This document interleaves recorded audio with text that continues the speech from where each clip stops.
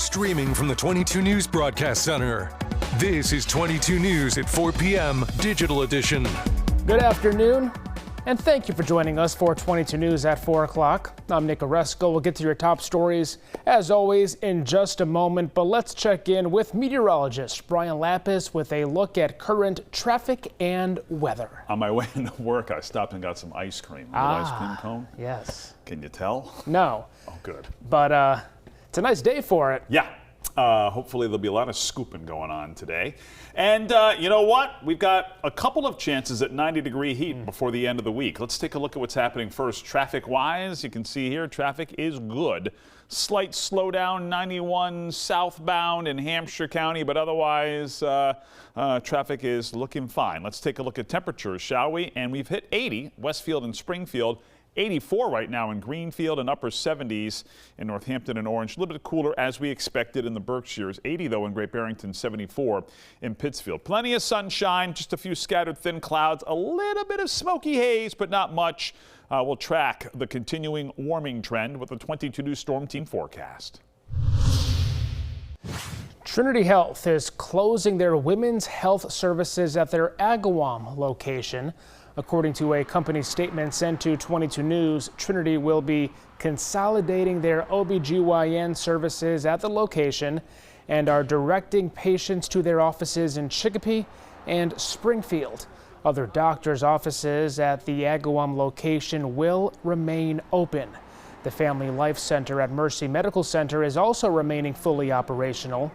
Trinity's statement reads in part, Trinity Health of New England Medical Group remains committed to providing high-quality, patient-centered care in every encounter. We'll have continuing coverage on this on 22 News starting at 5. The Hampden DA's office has identified the man shot and killed in Springfield Saturday night as 27-year-old Trey Palmer of Chicopee. Officers were called to the area of Pearl and Chestnut Streets for reports of a shooting just before 9:30 on Saturday night. When they got there, they found a man, later identified as Palmer, suffering from a gunshot wound about a block away on Bridge Street. He was taken to Bay State Medical Center, where he later died from his injuries. Anyone with information is asked to call Springfield Police. The town of Agawam is breaking ground today on their new high school. They're holding a ceremony to celebrate the start of construction tonight at 6 o'clock. It's the culmination of a years-long effort to replace the current high school, which is more than 70 years old. The project will cost around $230 million, about $100 million coming from the state and the rest from the city's budget. The first phase, starting today, will focus on the left side of the school and last about a year and a half. Tonight's groundbreaking happens at the current high school on Cooper Street. Hartford's XL Center has a new name, People's Bank Arena. Governor Ned Lamont joined officials from Holyoke-based People's Bank to announce a new naming rights deal on Monday. Terms of the multi-year agreement were not released. The arena, originally known as the Hartford Civic Center, which many people still call it that, turned 50 years old this year. It's currently closed for a $145 million renovation and scheduled to reopen in the fall.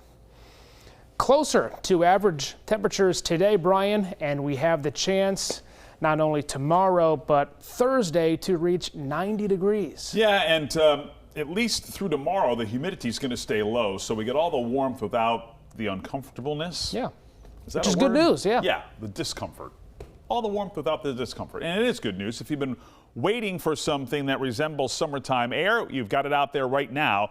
Clouds and radar showing sunshine and scattered clouds, just a very thin layer of the smoky haze from the Canadian wildfires to our northwest. 5 o'clock this afternoon, scattered clouds. Evening temperatures, early evening temperatures will be in the 70s.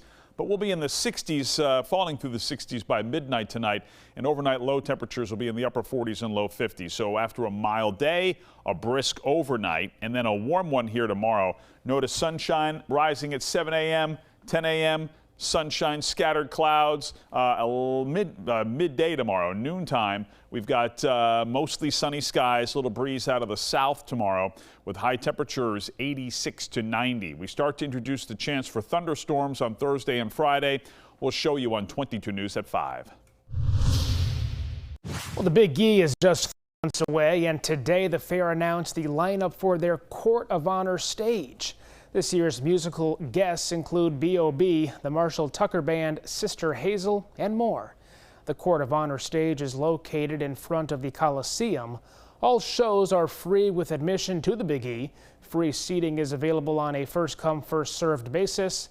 To see the full list of artists performing on the Court of Honor stage, you can visit our website. The Big E kicks off for its 17-day run on Friday, September 12th. Let's enjoy the summer first. McDonald's has announced the return of the snack wrap to its menu starting this summer. McDonald's introduced snack wraps nearly 2 decades ago, but discontinued the item in 2016 because it slowed its kitchens down too much. Some stores kept snack wraps around, though, until 2020, when McDonald's slashed its menu during the COVID-19 pandemic. McDonald's customers have been demanding their return for years, starting petitions and tweeting daily at McDonald's official X account. And it worked. Snack wraps will be back on the menu starting July 10th. The Magic Kingdom is set to undergo its largest expansion in history. Disney is set to begin construction on a new Cars-themed area called Piston Peak National Park, located in Frontierland.